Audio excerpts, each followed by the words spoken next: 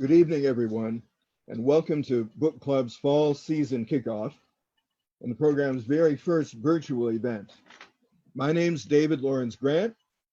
I'm a Minnesota-based screenwriter and teacher at Independent Filmmaker Project North, and also for the Minnesota Prison Writing Workshop.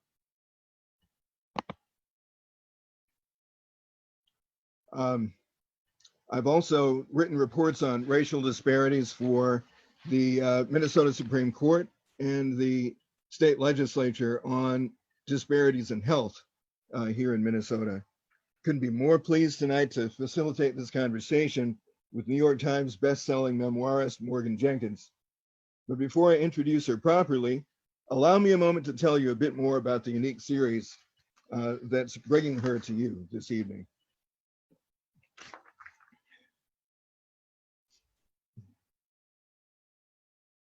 Club Book is a program of MELSA, which is the Metropolitan Library Service Agency, made possible through Minnesota Arts and Cultural Heritage Fund and coordinated by Library Strategies, which is part of the Friends of the St. Paul Public Library.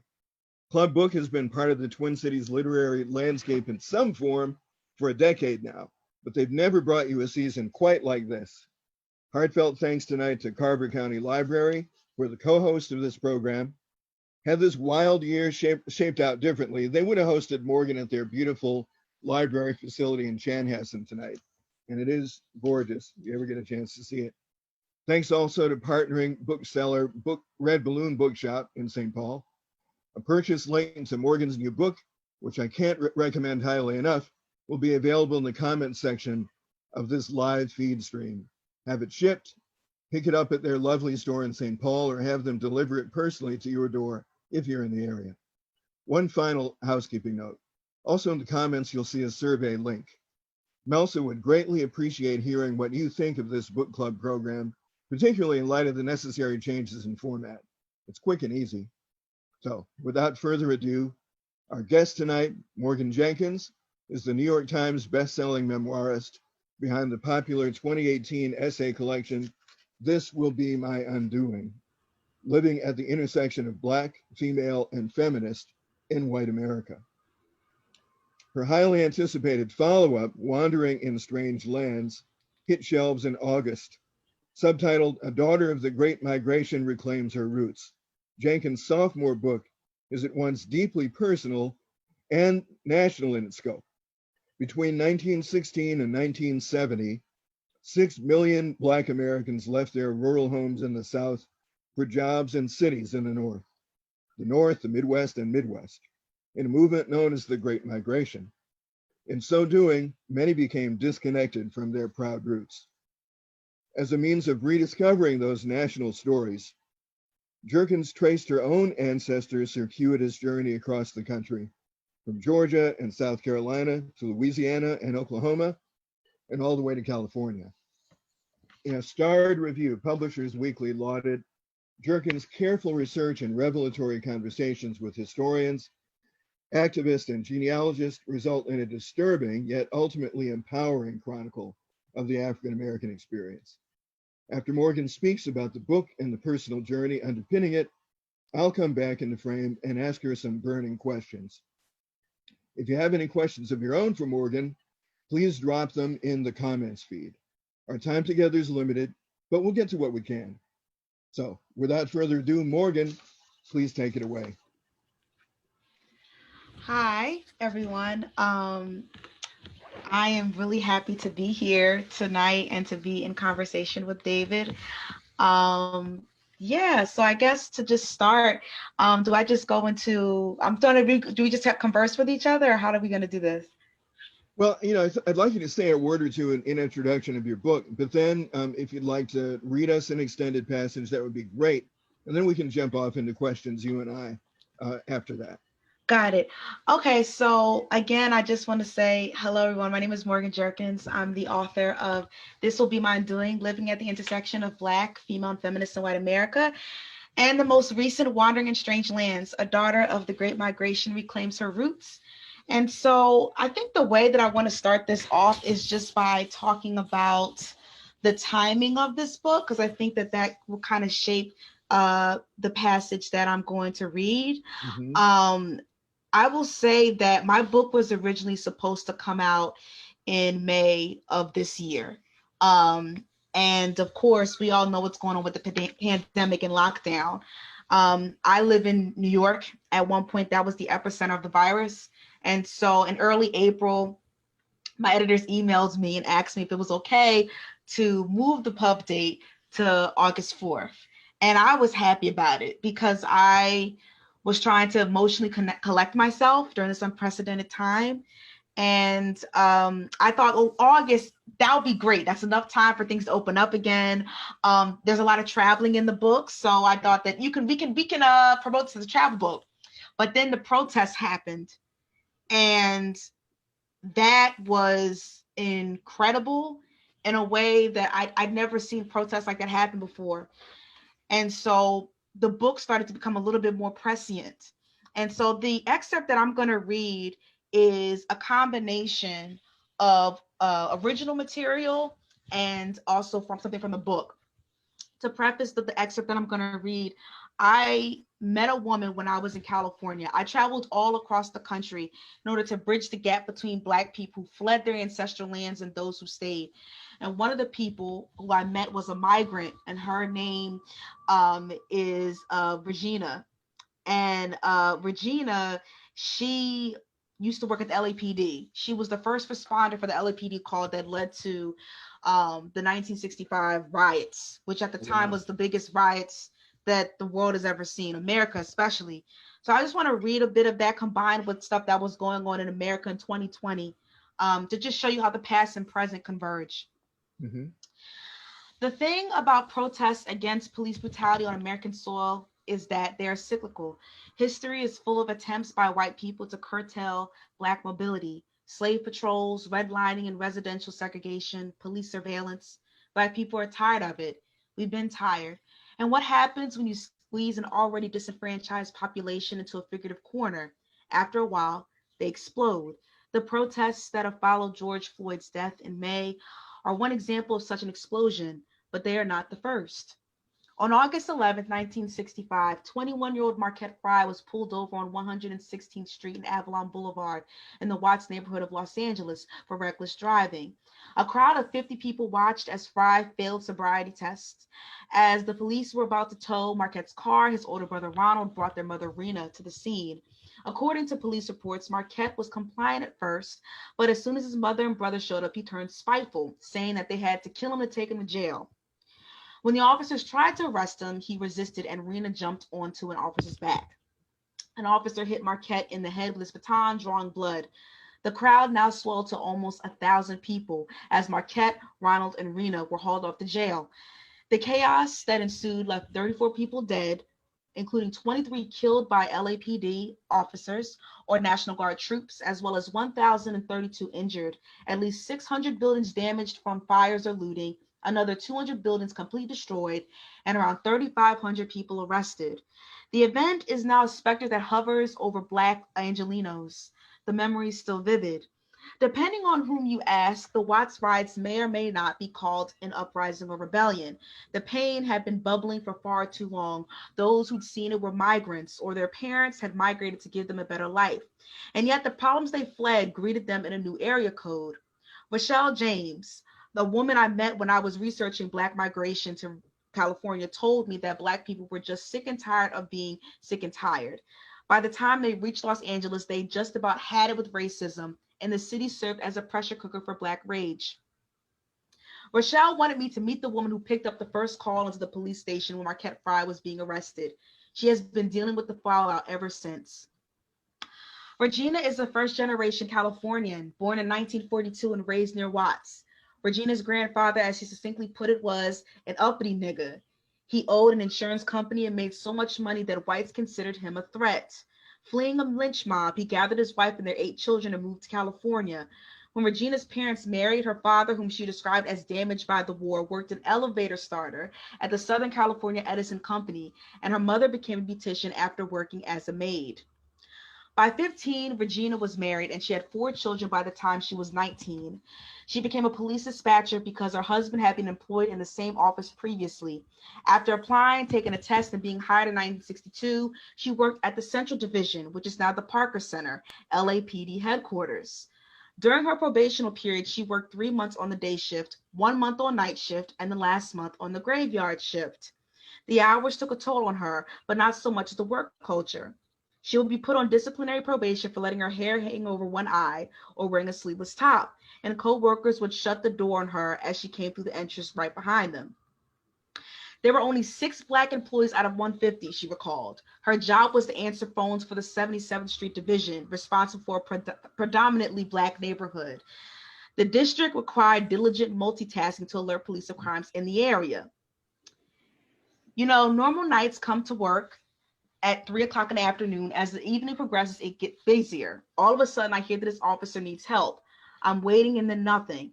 Then an officer comes in on the radio. I say, please repeat yourself. Who are you? Who are you? Nothing. All the pains and knots of losing an officer who needs help. Finally, I get him to come in, almost whispering, but it wasn't much help because the call was so broken up. I guess he was regretting that he started with officer needs help versus officer needs assistance. Help means bam, by any means necessary, basically. Assistance means to get another patrol car down there. I figured that bam was needed rather than waiting for a more orderly approach. At that point, I screamed out to the boys in the center, I've got an officer needs help, such and such. I finally got his location out of him, and of course they sent another police car, and then they took over from me. But by then, every officer in the 77th Street Division had heard it and is going completely nuts, trying to figure out what it is, so it unfolded in a weird, strange way. I knew, though, because it was 116th and Avalon, and I lived at 118th and Central Avenue, which is not far, so I knew the neighborhood. Regina tried to tell her superiors not to escalate the situation, but they did so anyway. To this day, she's haunted by a single question. Why didn't they listen to me? After work, when Regina ran home, she saw that the grocery store around the corner had been burned down and sparks were still flying from the roof. She made her children stay in the bedroom and in the back of the house, thinking it too dangerous in the front. People were running down the street and looting stores, and police were shouting. On the second night of the riots, there were military guards right off the Interstate 110 freeway. These white male guards pointed guns in her face and searched her car. Down Imperial Highway, cars were ablaze and people were screaming. After the riots were over, Regina's mental health suffered. She obsessed over her children's safety and was often paralyzed by the stress. She would dream of answering phone calls at her job and talk in her sleep, ordering officers to return to the scene to find a missing limb. When I asked her how she coped with it all, her eyes were unyielding and unblinking. I waited patiently for her to continue. Then she replied, I didn't think about it, and that's a long story that I'm writing about to try and figure out now. I learned very early in life how to compartmentalize. So if something was uncomfortable or painful, I could put it in one section and go on. The point that stuff's even coming up now that I'd forgotten, that's part of the weight on the stomach, and I can feel the pain when it comes up. When I remember and write about it now, they're all shut. All the horrors are shut. I later ask if microaggressions at the workplace increased after the riots, and she says, too numb to know, too numb to know, too numb. Wow. There's a lot there to kind of think about and unpack. Yeah. But you're right. And I totally understand why you wanted to begin tonight with that particular piece. Mm-hmm. Is there something from the book too that you feel is a nice addendum to this? Something that we'll take it a little further, then we can jump off and have some Q&A. You know, it's hard because, like, I'll say this, when it comes to my book, like my the essay collection, it's very easy to like pick out certain parts and to like to capture it. But I can talk a little bit just more about that in terms of just the riots or just what I was doing. I will say so far my book has been out for a little over a month, and a lot of times, you know, people ask me like, what do you want people to take away from it? What do you want people to take away from this book? And it's very hard because when I think about it, I think about all the people who invited me into their homes. Like Regina did not know me at all. Right. I was literally talking to a friend of hers in an Oklahoma airport, who I found on Facebook because I was trying to find individuals who had memories of the 1965 and the 1992 riots. And I said, well, let me go on Facebook, because a lot of older people I know are on Facebook. They're not on Twitter like me.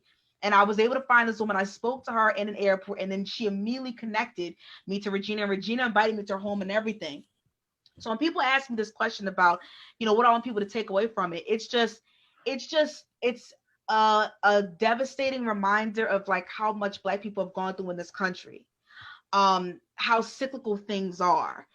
And the reason why I use the Great Migration as sort of an anchor for this book is because I think it's one of the greatest cultural shifts in American history, but it was brought about by Black people being terrorized, having to move. Right.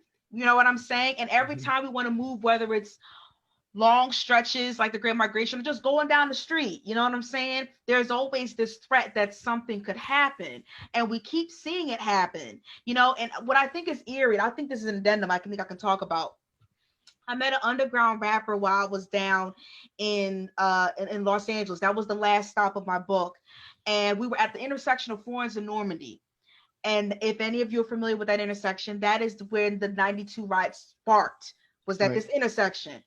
And I remember I asked him, we got out the car, I was able to feel the energy, unfinished energy, if that makes sense. And I asked him, I said, do you think that this will happen again, a riot of this scale? And he said, if the country, I'll paraphrase, said, if the country doesn't reckon to what it has done to Black people in our communities, it will happen again. And literally 2 years after he said that, then the George Floyd protests happened. So only 2 years, whereas the 1965, 1992 riots, that was almost almost close to a 30-year difference. So yeah, that's something I still think about a lot. Yeah, it's unavoidable, and I think to a very great extent, white Americans are just beginning to understand, because of everything that's happened since the murder of George Floyd. Right. A little bit more about our interior landscape than I think they've ever understood before, right? Right. How there is no, as you say, millions of our forebears came north, largely fleeing terror, only to discover that in cities like Detroit and Los Angeles and New York City and Cleveland, the face of terror had shifted a little bit. Yeah. But it was now wearing blue uniforms and, driving through the city in squad cars. Right. And that's what I have to tell people. Like, people came to Los Angeles even after being migrants in Oklahoma and all other places, because they thought, the sunny weather, the beaches, all that. They go there and they realize that the problems that they fled from in another state is just re-upped in Los Angeles, because as you say, I mean, people don't understand that at one point 20 to 30% of California, the police departments were populated by KKK members, especially the LA police chief and the Bakersfield police chief. People don't understand that at one point Compton was a white neighborhood, and there were actually white gangs called the Spook Hunters. Right. They would terrorize these Black people for moving into their neighborhoods. I didn't know about that history at all, but it was actually former gang members who told me about that. And me being from New Jersey, I just thought, gang members is because of poverty, it's because of crime, disenfranchised communities. Yes, that's part of it, but another part is a lot of these gangs were formulated in the beginning to protect themselves from white people. Yeah, that's exactly right. And so yeah, there are huge gaps in America's consciousness about its own past, its own history. Yeah. And, I'm sure that many of our people, when they moved north, had no idea that from Reconstruction right up through World War II, the neighborhoods into which they were moving had a history of having been ravaged by white mobs. Yes. And that's what a race riot used to mean. It meant to mean white mobs. It used to mean white mobs tearing through a Black neighborhood and burning and killing in mass acts of terror. And thousands of people during that time period died in exactly that way. So, yeah, I mean, part of what we're going through right now as a nation is reclaiming some of that lost history, looking at it dead in the face, And there are many, many voices around the country saying, why are y'all engaging in this revisionist history that y'all are Right. doing? And our retort has always got to be, no, no, no. This is a response to the revisionist history that we were all taught in school Right. that Right. ignored all this stuff, right? Right. Right. And that's what my book, like I've spoken to Black people who've interviewed me, and they were like, I'm so ashamed that I didn't know this part in your book. I didn't know that Gullah Geechee people existed. I didn't know about, Black and indigenous people who are categorized as freedmen, Right. and disenfranchised as such. I didn't know about Black slave owners and all that. I didn't know about any of that. And I'm like, well, neither did I. But that's by design. We're not taught these certain things. Our history prioritizes white people, their lives, their complexity, especially in this nation. So I try to tell people to try to push back on that shame a bit, because it's not 100% your fault. That's exactly right. Yeah. I mean, part of this difficult road that we're having towards having those so-called difficult conversations um, also involves some self-care, not just on our part, but on the part of white folk that we find ourselves in conversation with. Yep. Because, of that gut load of garbage that we have all inherited about America's past, Yeah. it's not our fault. Right. Right. But we do have to take responsibility from digging out from under the weight of all that stuff. Right. Uh, but you Right. do have to be, patient with yourself, right? As you engage in that process of unlearning the things that have been so hurtful and hateful and all that erasure. Got Uh, it. Yeah. so, Absolutely. well, listen, on the subject of your journeys, and I do make that plural, your journeys south and west, um, they say travel changes you, and no doubt that's really true. But what are some of the specific and personal ways in which you feel that your journeys south and west have changed you? And I'm sure that's still like the layers of an onion, you're still figuring all that out. Right. Right. Oh man, in so many ways. After my trip, I started to say more Black American identities Hmm. than just saying identity. I'm a millennial. I am on the internet a lot. And one of the catchphrases that I've heard people my age, around my age, say is like, Black people aren't a monolith, which is true. But it's one thing to read it. It's one thing to research about Black communities. It's another thing to be in the field doing work. So prior to me going to any community, I always got in touch with people from that community before I went there, particularly in the Low Country, because Gullah Geechee culture is very vital to understand African American cultures, but also they're vulnerable due to climate change. Low country, it's near the water. Climate change, gentrification, rising property taxes, so on and so forth. And I remember one of the women that I spoke to, she told me, like, when you come down here, it's going to be like nothing you ever seen before. And she was right. I mean, when I went to South Carolina, for example, I went to the Sea Islands. You would have thought, I mean, there were many moments where I would look at just the expanse of the trees and the swamps and all, and I would think that I was in, if I had to imagine what West Africa looked like, Hmm. I would think of the Low Country. And in fact, some of the people that I spoke to, who could trace their lineage from Senegal, for example, or from Liberia, they would have people from those areas coming to visit Low Country, and they would notice the similarities in the flora and fauna, the heat, the landscape. So it's definitely, that was one thing about it. Another thing I'll say about how travel changed, I'll say as a Black woman, um, I definitely feel like I put myself in harm's way, not necessarily harm's way, but it's one thing for me to be mindful of my body and how I present to the world walking down a city street, Hmm. being mindful of like street harassment. It's another thing where you're in the car and you don't know if this is where gas station you should stop at, or this is a town that you should stop at. Again, it's one thing to read it. It's another thing to be like, if something happens, I have nothing on me. And like, I'm 5 feet tall. Most times when I would get a rental car, all I had was my recorder, my phone, my pocketbook, a notebook and pen, and a prayer. That's all I had. And I had to treat myself as a teenager on many different parts, particularly in Oklahoma.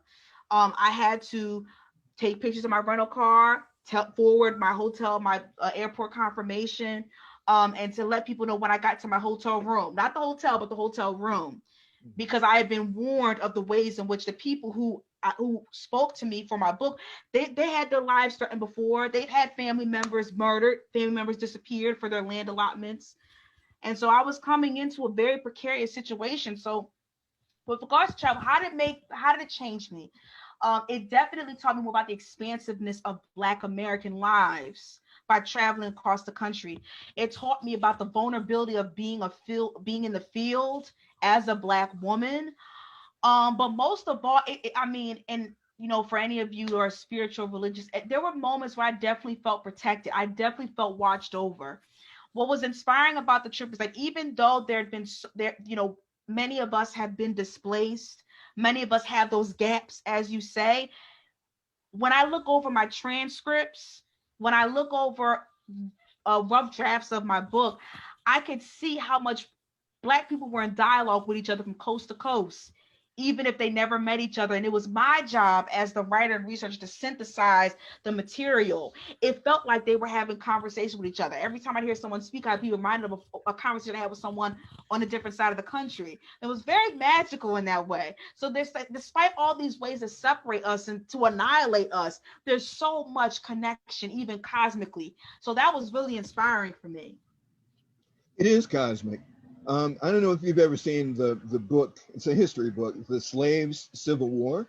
Oh no. But one of the things that is covered in that book, one of the things that's talked about is this spiritual grapevine that somehow connected us all. Mm-hmm. So that, I don't know about you, but I have three great uncle Lafayettes in my family. Wow. And, Lafayette was a very popular name I during love that name. and during the latter days of slavery, because our ancestors who were around during the Revolutionary War, the war to break away from Britain, slaves were big fans of General Lafayette, because everybody seemed to understand that every time he got a chance to be in President Jefferson's ear, he was constantly on him about, man, this country is never going to move forward. This country is never going to be anything like you dream unless you kill slavery. It has got to go. Wow. Right? And so he was a consistently strong advocate for the abolition of slavery before the country was even officially born.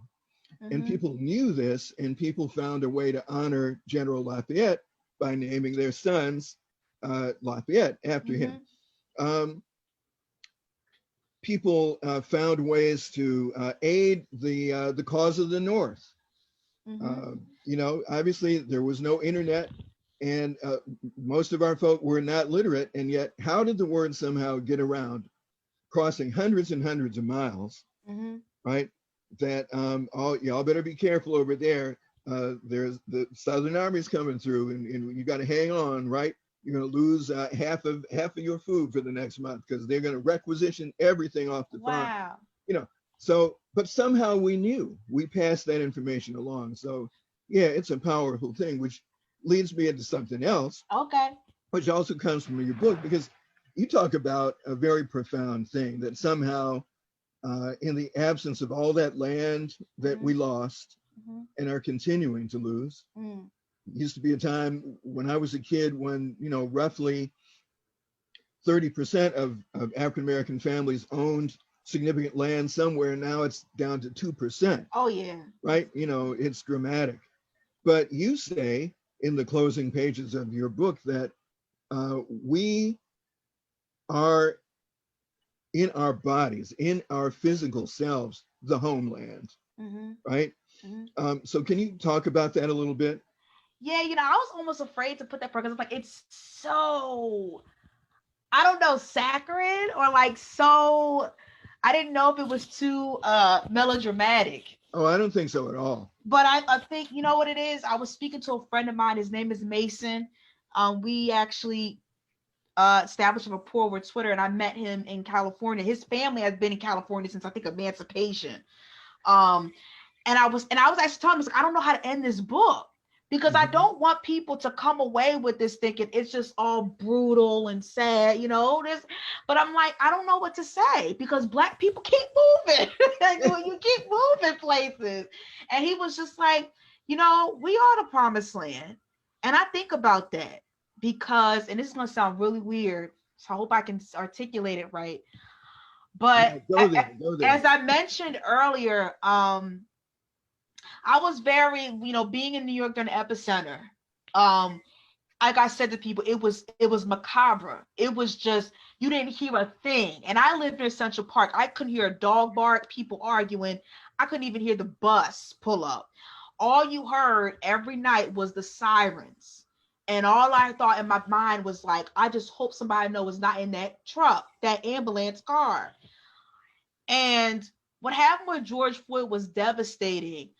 But when I think about the Black people that mobilized and marched, and I think about other people that marched for our lives to matter, it galvanized me in a way that I didn't think it was going to galvanize me.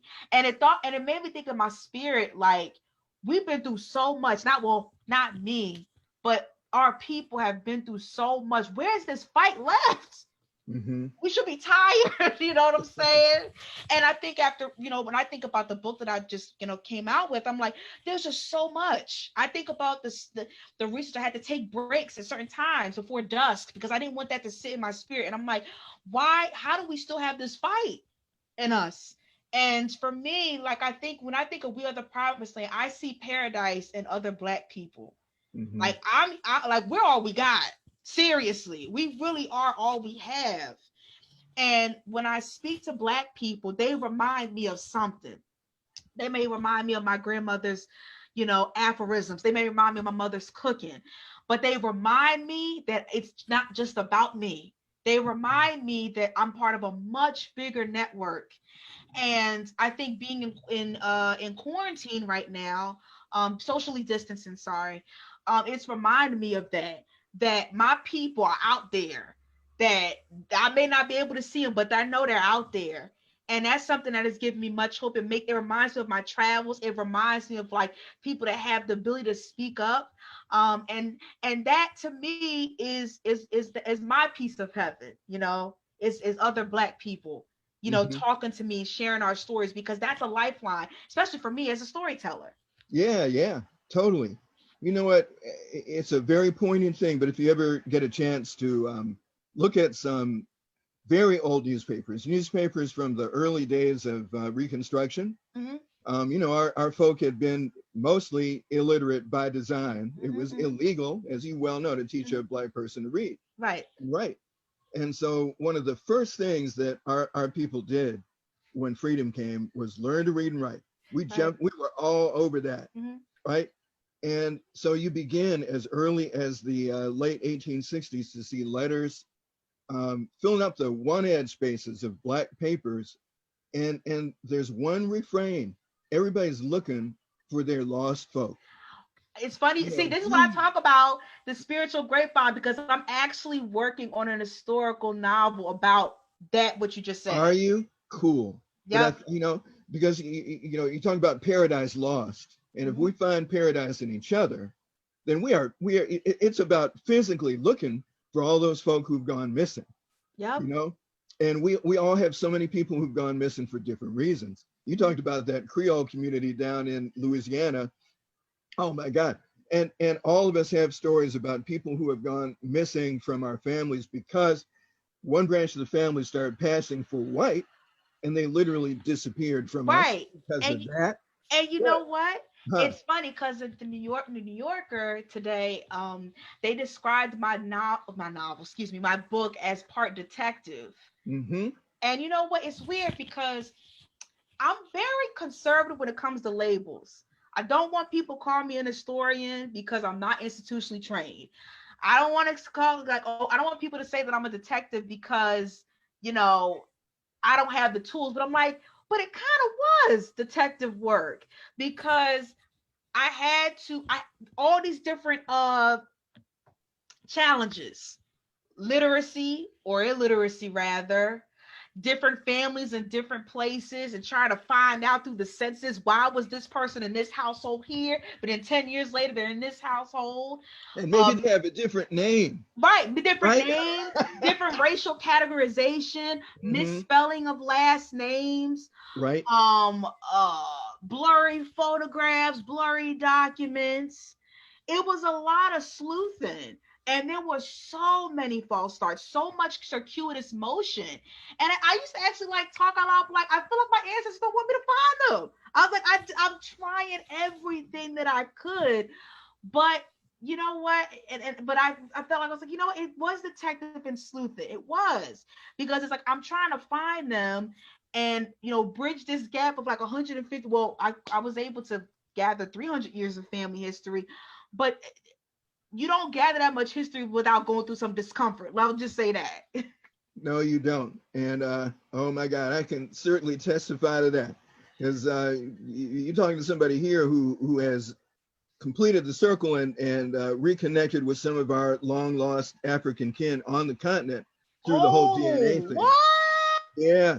And let me just tell you real briefly, speaking of missing people, so I'm sitting, to make a long story short, I'm sitting in a circle with about 80 uh, African folk related to me by blood, and I'm asking for stories about my direct ancestors who went missing.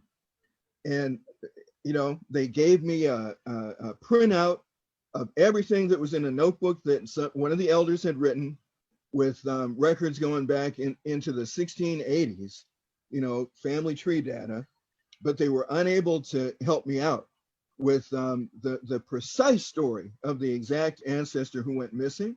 Mm. But I received such an emotional and spiritual embrace in that place. It was profound.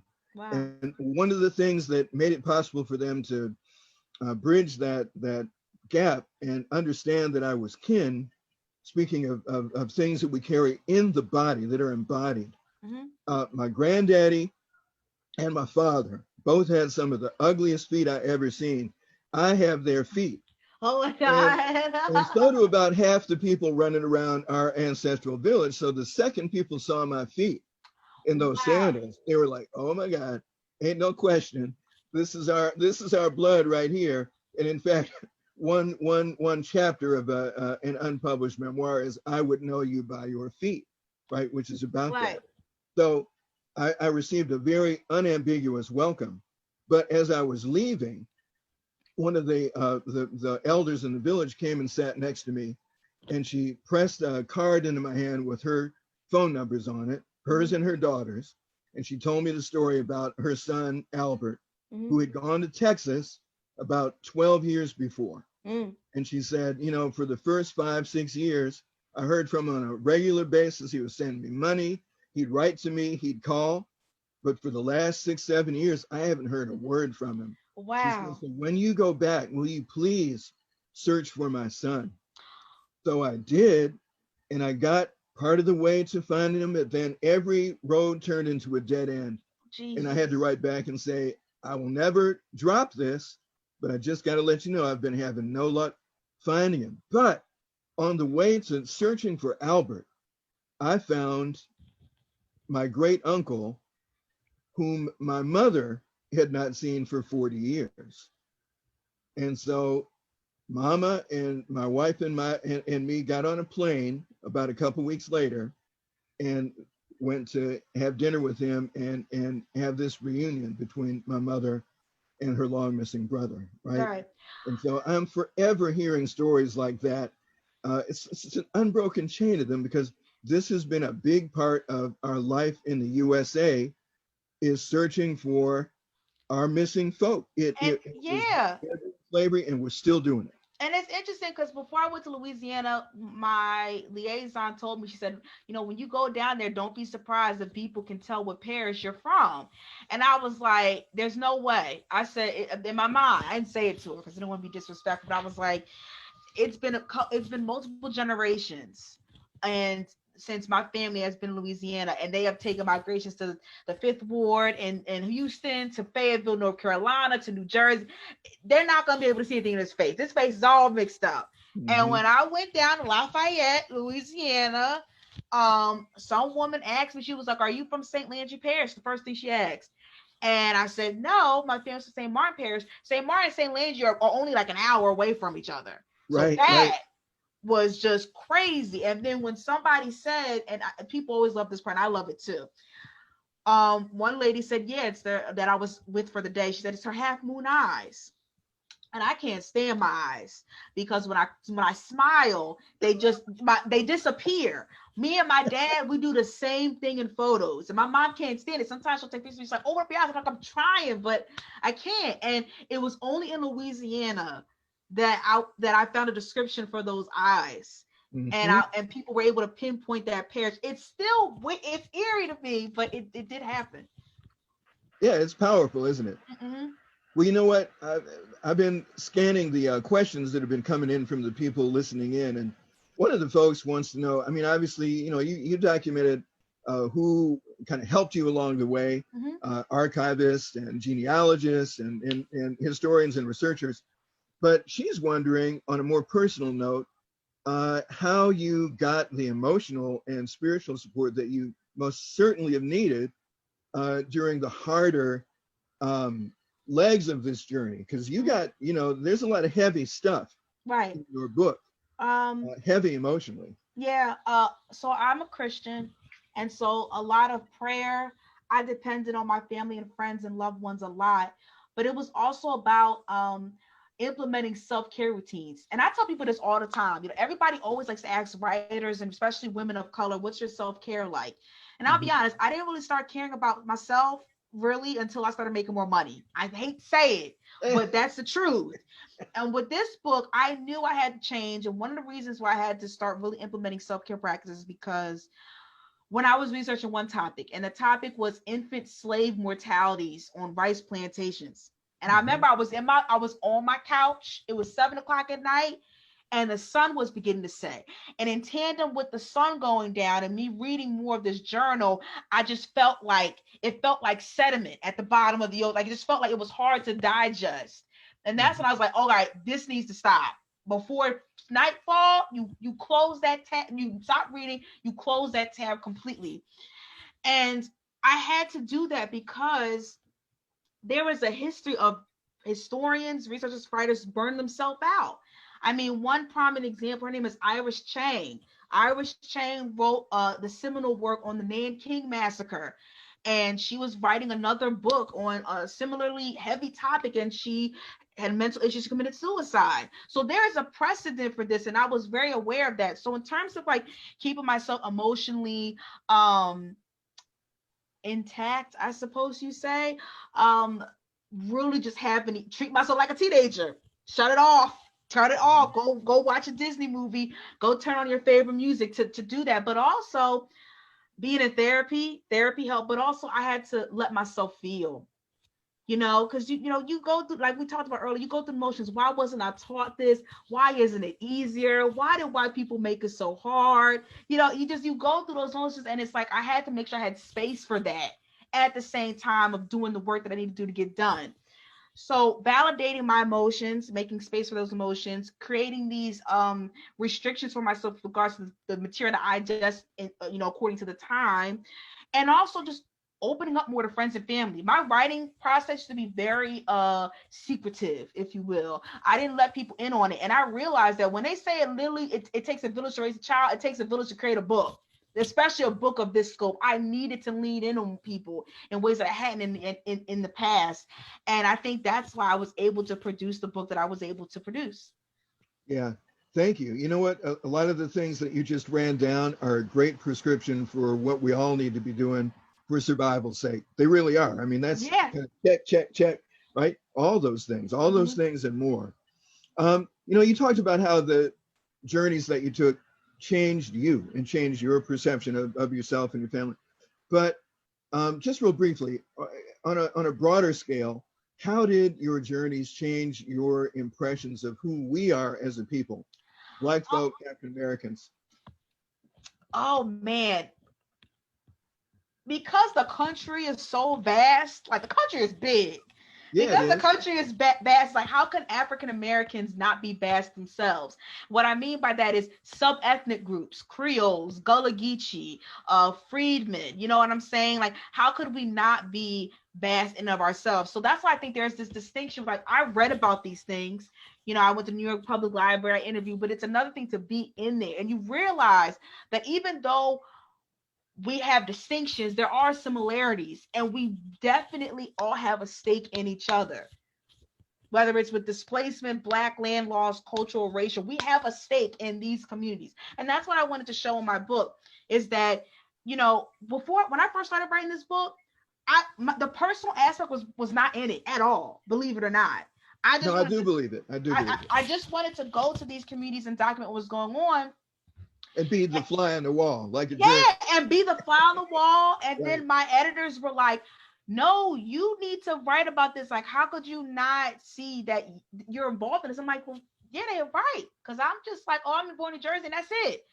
And also I have a literary ancestor, Zora Neale Hurston, taught me and many other Black women that you don't have to be a distant observer when writing about Black communities. You don't have to be cold and scientific and austere when you're writing about your own people. You can take a subjective approach and still be authoritative. And that Exactly. and that helped fueled me to just like just go all in and make it be more encompassing than it was before. Hmm. Yeah, I feel you. Well, tell me something else.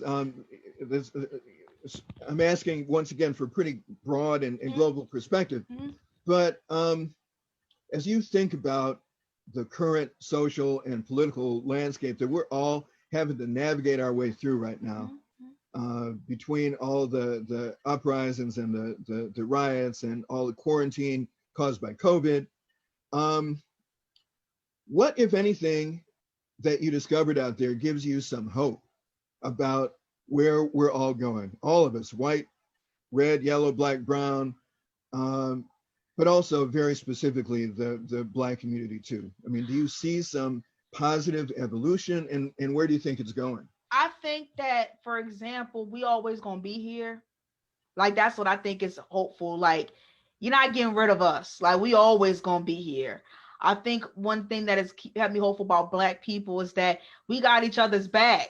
These people did not know me from a can of paint, as my mother would say, but they still were so vulnerable and honest with me. Even in the book, they didn't want pseudonyms. I thought that I would have at least one person. I said, you know what? I don't want that. I don't want my Yeah. name in there. They wanted their names documented there, and that was inspiring to me because I feel like that makes it easier for other researchers and maybe people to come, our descendants, to find them. That's what's inspiring for me. What else is inspiring is just the resilience of Black people, I would say, just in general. Like, and I think the interest that this book has gotten from people across different races means that there is a curiosity.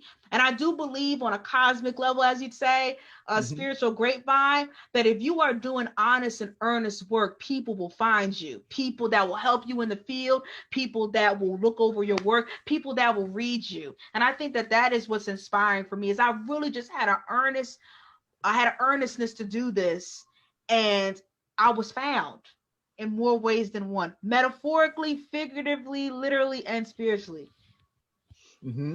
Well, on that note, thinking about finding things that you need right when you need them. Mm-hmm. I've got a question here from a participant who identifies as white Uh-huh. and who has looked into you for some advice Okay. about um, books or other resources to plug into where he can begin and where other folks, like-minded folk like him, can begin to catch up on some of this missing history that Okay. they were not given in school. Right. I would say the 1619 Project. That's a huge thing to read, I would say.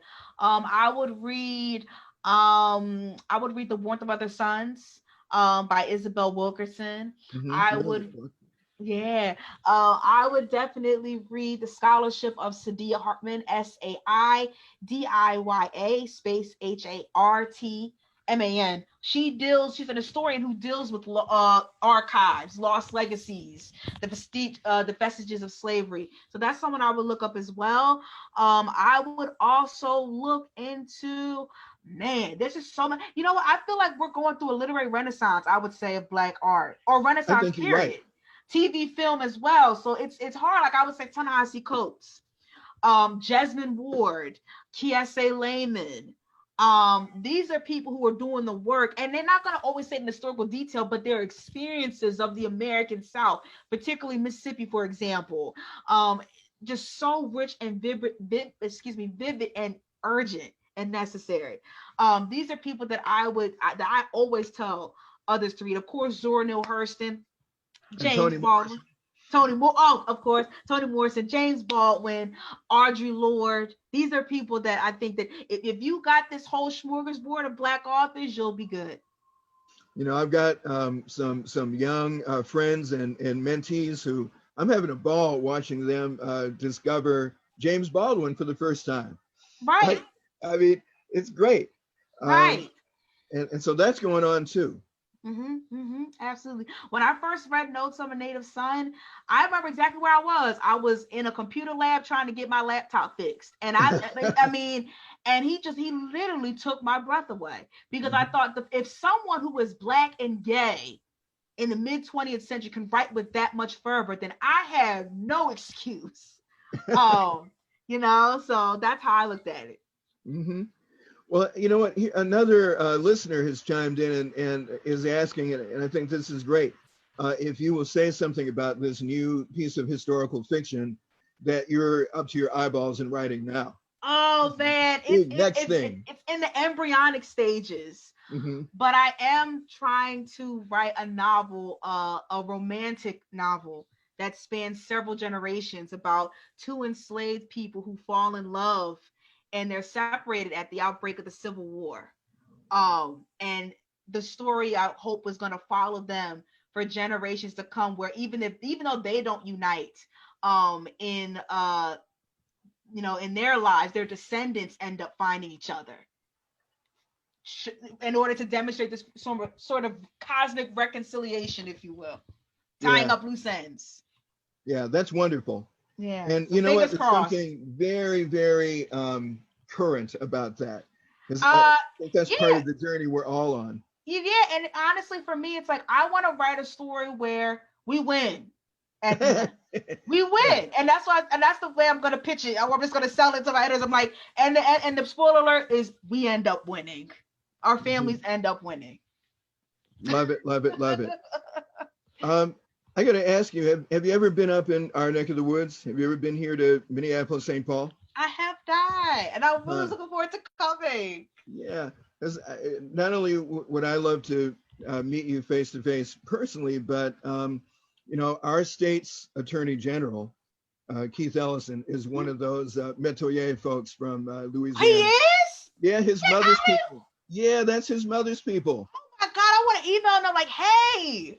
And I got to meet a whole bunch of his family from Louisiana when that independent film Cane River screened here 2 years ago. Holy crap, Keith Ellison is a Metoyer? Oh my God, I want to like reach out to him now. I'm like freaking out. What? Well, now that I think about the way he looks, I'm like, yeah. Well, it makes sense now, doesn't it? Sounds about right. Yep. And you know what? Those Aikens you met, that's some of my kin. Are you kidding me? In South Carolina? No, ma'am. So on my mother's side.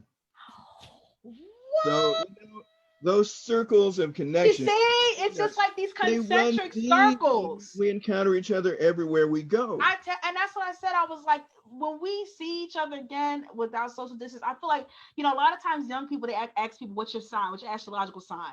I feel like I'm just going to open, where are people from? Just tell me where you're people from, because I bet I'll be able to get some type of guess. Like, for example, most Chicagoans I know, when they say they're from the South, I say Mississippi, and I'm like, how did you know? I'm like, because there was a direct pipeline from Mississippi to Chicago. Chicago. Right, Mississippi folk all over the place in Chicago. Yeah, just like you find different pockets that kind of, you know, and there's a large Creole community, as you know, in Los Angeles, right? Just like there is in Houston. Yeah, Huge community moved out there, and all, you know, long convoluted history of all our intrafamilial connections. Yeah. Just like you discovered more than one family connection with a particular line of somebody else's family, I got the same thing going on, right? Yeah. And those 20 and odd Africans who arrived here in 1619, our family tree is deep, and we know that we are descended from at least two of those 20 and odd Africans who were among the first to land in the British colonies, anyway, in 1619. So my question to you is, when you saw Aiken in the book, what did you think? Oh, well, I flipped out. Really? Oh, yeah. And called my distant cousin here, Tacumba Aiken, to talk about it. Really? The artist, yeah, because those are all his people too. Wow, that makes me so happy. That's awesome. Well, I've got another question here from off of the webinar chat, and I'm going to quote it directly. He says, "Wandering is so personal, but so national at the same time. Did you set out to write a personal memoir and it evolved into something else, or did the final manuscript match your original dream?" No. Like, actually, my first dream was that I wanted to write about intergenerational fear and trauma. That's what I wanted to write about with African Americans. Mm-hmm. And when I spoke to two scholars, they told me, Black female scholars, they were like, no, this sounds like a migratory story. Then the next iteration was writing about these communities, and I didn't put anything in my family history. I did not want that. I wanted to give some context for you all. I started my career doing personal essays and what people call hot takes, quick op-eds. That was one of the only ways for women of color to gain a foothold in the industry when I was coming up, which is only 6 years ago, but it's like the Jurassic period in terms of the digital age. And so even though I had found much success with personal essays, I still had a bit of an insecurity that people didn't take me seriously enough. And so I thought that Wandering was going to be the perfect deviation from that, to be taken more seriously. And it wasn't until my editors were like, yeah, you have all this information, but where's the anchor here? You know, because all this is foreign to us too. Then I returned to my roots, pun intended, and incorporated the personal, because the fact of the matter is, excuse my language, I'm damn good at the personal. I just am with the personal essay. I just am. And so when I was writing it, again, I wasn't writing it during the protests or the pandemic. I was writing it because it was a pilgrimage for me, and it was healing for me. And it was my prize. It was a prize because if I'm ever blessed to become a mother, I have this document to show to my children that now you can trace your family back 300 years. You can speak the names of your ancestors now. I have this document that can be shown to anyone who's just even a little bit curious about their history, to be able to, like, let me ask more questions to the people in my life that are still living. Mm-hmm. That's what fills me with a lot of pride. So when I think about how it's taking on these broader implications, like, obviously I thought about broader implications because I was trying to synthesize all of these different stories under this huge American landscape. But the ways in which it is connected to people now, I did not foresee that at all. Yeah, and that's really a powerful little revelation. And one thing that I take from it is something that I feel really deeply, which is that hopefully books like yours will inspire people. If there's nobody in the family, in their extended family, who kind of fills that role of family griot or family historian, that somebody will feel like, well, you know what? Nobody else seems to be as interested as I am in this. So let me step up and be that person. Let me be the repository of my family's stories. Right. So I can make sure they get passed on to these kids, right, who aren't really showing an interest yet. But hopefully when they're ready, I'll be ready with the stories. Right. And hopefully they'll be ready to sit down and be sponges and take it all in so that they can take responsibility for being the griots for that next generation. Right. Absolutely. Yeah. You have to have somebody demonstrate the skill set first and inspire you to do it. And so, thank you. Right? Thank you. I'm all of us. I'm honored. I mean, I'm going to tell you, I was nervous because I'm like, listen, I'm not an ethnographer. I'm not a historian. I was not trained in this, but all I had was my curiosity. And I'm thankful to say that that sufficed. That was the fuel to keep me going. Great. Well, the resulting product is so wonderful. I so Thank much you. enjoyed jumping into your book with both feet. And I equally look forward to the next one. Thank you. When you're ready and when it's ready to be birthed into the world. I'll be waiting. Thank you I so want much. to thank you so much for your time with us tonight. It's Thank been you. great to chat with you again, My pleasure. even though it's only in this virtual space. That's all right. So We did it. Yeah, good. So I'm gonna sign off here using the fine script that I've been given, and Okay. just tell you all that that's all we have time for this evening. So I want to thank you, Morgan, once again Thank for you. penciling us into your busy fall, and congratulations on the success of your book, Wandering in Strange Lands. This has been a virtual presentation of Club Book, a long-running literary series of MELSA, made possible by the Arts and Cultural Heritage Fund. So before you all log off, please look for the Club Book survey link, which is in the comments, and it'll be projected in place of my video momentarily. Last, please consider joining Club Book next Monday, the 21st, for a talk with best-selling author and America's librarian, Nancy Pearl. They'll be right here on Facebook Live. This one will be co-hosted and facilitated by Anoka County Library. And as always, it's free. So once again, thanks for tuning in. Have a great night, everyone. Thank you. See you. Take care, Morgan. Bye. You too. Bye-bye. Bye.